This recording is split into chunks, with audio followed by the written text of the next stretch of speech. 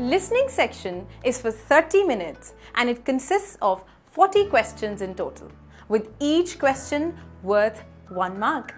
So, in this module, you will listen to 4 recordings of native English speakers, including a range of accents like British, Australian, American and Canadian, and then write your answers to a series of questions. Mind you, the recordings are played just once.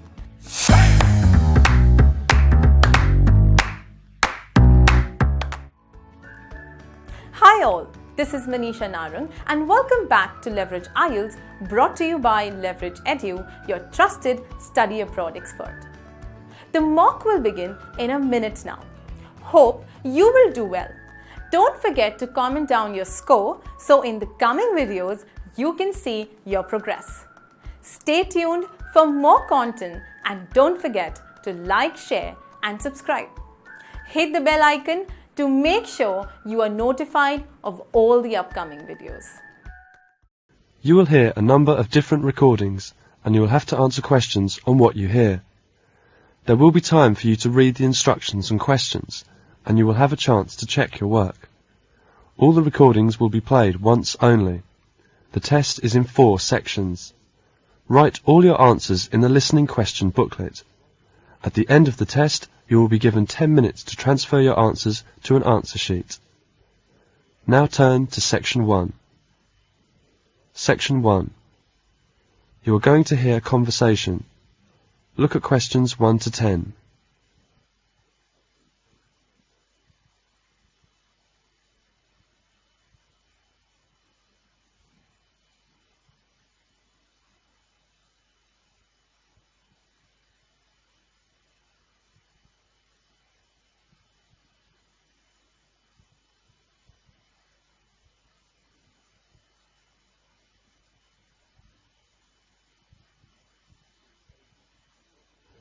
Now listen to the conversation and answer questions 1 to 10.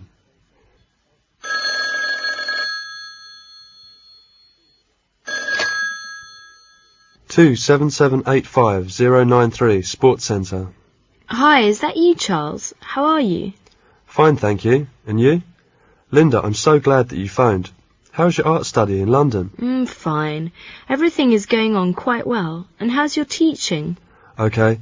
The students are very good and they're keen on the tennis lesson. Oh, did I tell you about my trip to London? Yes. When are you coming? I'm leaving tomorrow afternoon at 2. My flight number is BA207 and I will get to the Heathrow Airport at 4. Flight BA207 at 4 tomorrow. Fine. Linda, can you meet me at the airport tomorrow? Oh, I'm terribly sorry, but I can't meet you at that time, because I have to bring my mother home from hospital. She was in the hospital for a week and the doctor phoned me this morning. I see. It's all right. I can manage to find your place by myself. Well, Charles, my neighbour Peter Wilson has kindly offered to meet you and take you home by car. Oh, it's good. But I hope it doesn't cause you any trouble. Oh, no. Mr. Wilson is a flight attendant. He works at the Heathrow Airport. I see. But I don't know him. Yeah, as you have never met him before, I shall describe him to you. That will help. Hang on a second and I will get a pen and a piece of paper to write them down. Okay, tell me what he looks like. He's about 37, I think, a middle-aged man. He's about 1 metre 70 centimetres tall and medium build. He has a weather-beaten face with red cheeks and big nose. He has a thick beard as well as thick hair. His eyes twinkle and he usually has a big smile. He seems to be a jolly man. So, he's 1 metre 70 centimetres and medium build, red cheeks and a big nose. He has a thick beard and thick hair as well. I think I can recognise him. I do hope you manage to recognise Peter without any difficulty, and I'm looking forward to seeing you. Have a nice trip. Thank you, Linda. I will see you tomorrow. See you. Charles is on the plane and is talking to the passenger next to him. Hi, I'm Charles. I'm Susan Smith. This plane is very large and comfortable too. Yes, the Boeing 747 is the largest passenger jet airline in the world. It's over 70 metres long with a wingspan of about 60 metres wide. You can see it's capable of taking up to 10 seats and 2 aisles. Its wide body soon earned it the name of Jumbo Jet. Oh, I see. Are you an engineer? No, I'm a teacher, but I'm interested in it. Have you ever travelled by Concorde? No, I don't like to fly, and this is my first time flying. But I have heard about that plane when I was at school. I see. Let me tell a bit about Concorde. The Anglo-French Concorde is much thinner and sleeker in appearance, with a far narrower cabin allowing only 4 seats across and only 1 aisle down the middle. In many other ways too, the Boeing is completely different from the Concorde. The Concorde, for example, is smaller than the Boeing 747. Its total length is under 26 metres. How many passengers can the Boeing 747 take? The Boeing 747, it takes up to 500 passengers. 500 passengers? That's quite a lot. And how many passengers does the Concorde take? Concorde's normal capacity is 144. The Boeing 747 has a small upstairs lounge which is for first-class use only. The Boeing's flight deck is also on the second floor, in front of the lounge. Both aircraft are similar in that they have 4 powerful engines. However, while there are 2 turbofan engines at the front of each of the Boeing's wings, there are 2 turbojet engines at the rear of each of Concorde's delta-shaped wings. That's very interesting. What's the speed of Concorde? The Concorde's great advantage is its speed. It is capable of flying long distances at supersonic speed. Its maximum cruising speed, for example, is 2,333 km per hour. Compare with the Boeing 747 978 km per hour. Thus, the Concorde can half the time normally taken for journeys by the Boeing 747 and other conventional aircraft. It's very nice to hear all this. I have learned something. Oh, we're moving now. I have to buckle my seat belt. That is the end of section 1. You will have half a minute to check your answers.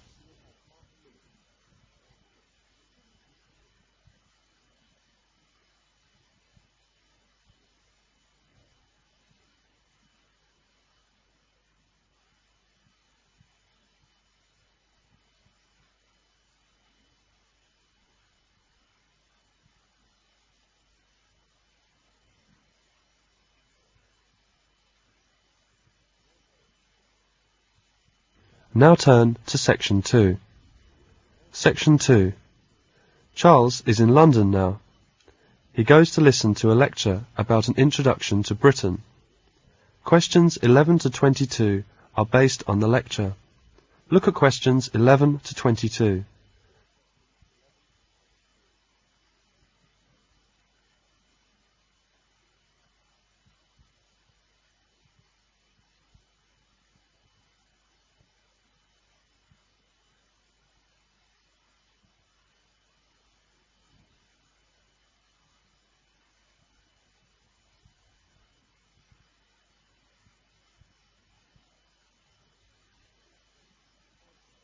Now listen to the lecture and answer questions 11 to 22. Britain is an island which is about the same size as New Zealand or Uganda. Australia is 60 times its size. It's just under 1,000 kilometres from north to south and about 500 kilometres across at its widest part. The climate is temperate and changeable. Its population is about 58 million. Consisting of 48.5 million in England, 5 million in Scotland, 3 million in Wales, and 1.5 million in Northern Ireland. The majority of British people work in service industries such as trade, catering, tourism, TV, plus a wide variety of business services. About 20% work in manufacturing and 5% in construction. Then approximately 1.5% supply energy and water to other British citizens, while another 1.5% are involved in agriculture, forestry and fishing. Do-it-yourself, or DIY as it's known, is a popular leisure activity in Britain. Many people spend their weekends carrying out various improvements to their homes, such as replacing the kitchen cupboards or decorating a bedroom. Other people lovingly tend their gardens, growing shrubs, flowers and sometimes vegetables. Half of British households keep a pet of some kind, and 1/4 of the population is involved in some sort of voluntary work. helping others in their spare time without being paid for what they do. One example of volunteer work is Meals on Wheels. Volunteer drivers collect prepared lunches from a centre and deliver them in their own cars to elderly people who are unable to leave their homes easily to buy food for themselves. The recipients of Meals on Wheels pay a small charge for this service to cover the cost of the food. Britain is an individualistic society, and people are often tolerant of other people's eccentricities. One can find those with special talents or unusual hobbies interesting, amusing, and even endearing. Common topics of conversation are weather, sports, current events, and what is planned for the next weekend, or what was done the previous one. British people have become more adventurous in their eating habits since they became a multiracial society. There are Chinese, Indian, Italian, French and Spanish restaurants in many towns and certainly in every city. Food served in pubs has also become more varied in recent years. However, the traditional fish and chips are still popular and are widely available from fish and chip shops all over the place.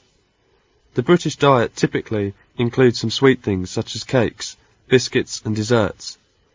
Many people struggle with the weight problem as a result. Newspapers in Britain can be divided into two main types, popular and serious. Popular papers are physically smaller and are more sensational in their reporting of the news. They are called tabloid papers. Serious newspapers are larger and attempt to report current events in a more analytical way. They are called broadsheet papers. Each newspaper has its own political affliction or bias. The Times, for example, generally supports the Conservative Party, whereas the Daily Mirror supports the Labour Party. Compulsory education begins at the age of 5 and finishes at the age of 16, with some students continuing their schooling until the age of 18, when they enter some form of higher education. The exams taken at age 16 are called GCSE, short for General Certificate of Secondary Education. Students often take 8 or 9 subjects at the GCSE level. The exams taken by 18-year-olds are the A level, short for Advanced Level. In general, only 3 subjects are studied at A level. Divorce is becoming increasingly common in Britain nowadays, and many non-married people cohabit or live together without getting married.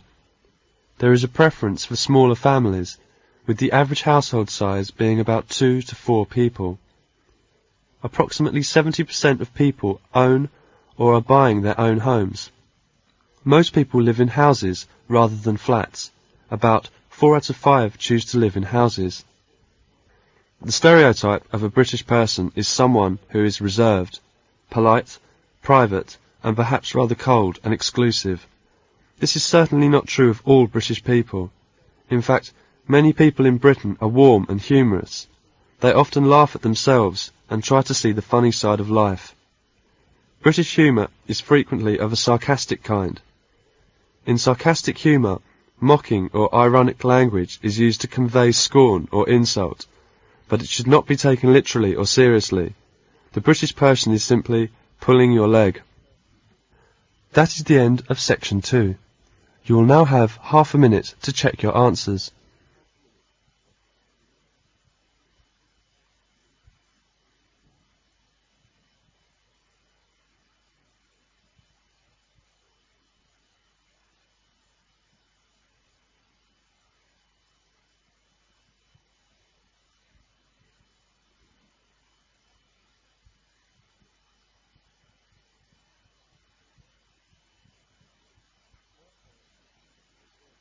Now turn to Section 3. Section 3. You will hear a talk about the college library. Questions 23 to 32 are based on the talk. Look at questions 23 to 32.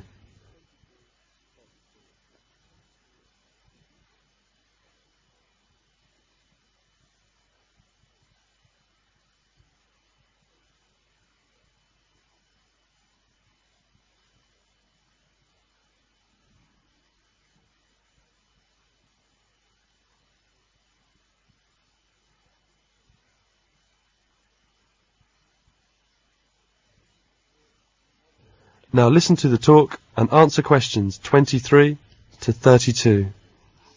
Welcome to the College Library Services. We have a well-stocked bank of resources which are in two main locations. One is the library itself, with books and periodicals. The other is the Self-Access Language Centre, with audio and video material. I'll start with the library, as you have to pass through it in order to reach the other one. The library provides study places for about 400 readers. The books stocked number over 100,000 volumes, including bound periodicals. About 1,200 periodicals and current issues are displayed. We have two main sections for books and another for periodicals and journals. The books are in two categories, those for general loan and those for reference. General loan books are all on the first floor and they can be borrowed for 3 weeks by full-time students. Upstairs you will see our reference section. The reference section includes current abstracts and index journals, general and special bibliographies, indexes, general English and European language encyclopedias, a complete set of British standards, substantial collections of British government publications and sets of maps of Scotland, all in addition to other reference material of a general and specialised interest. As you know, reference books may not be taken out of the library under any circumstances. The library tries to provide as full selection as possible of supplementary reading material. Students are expected to buy prescribed textbooks, and copies of these are usually only held in the reserve collection on the ground floor for study use, only within the library. They can't be taken out of the library. An inexpensive photocopy service is provided in the library, and facilities are available to produce enlarged copies from microforms. Other equipment available includes microfilm readers, engineering drawing boards, a light table, tape slide units, and typewriters.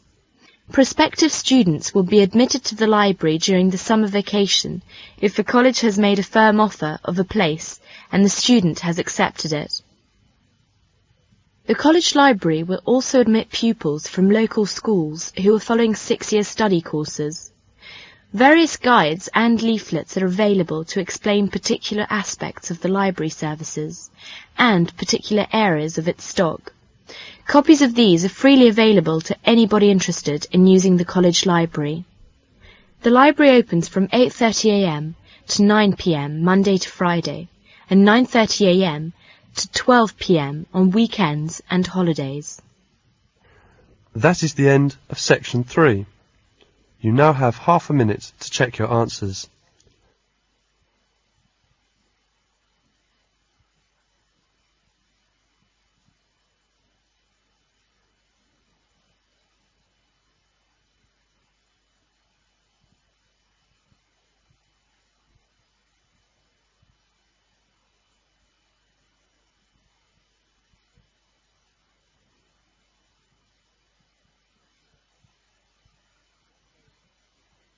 Now turn to Section 4. Section 4. You're going to hear a lecture about Franklin D. Roosevelt. Questions 33 to 41 are based on the lecture. A look at questions 33 to 41.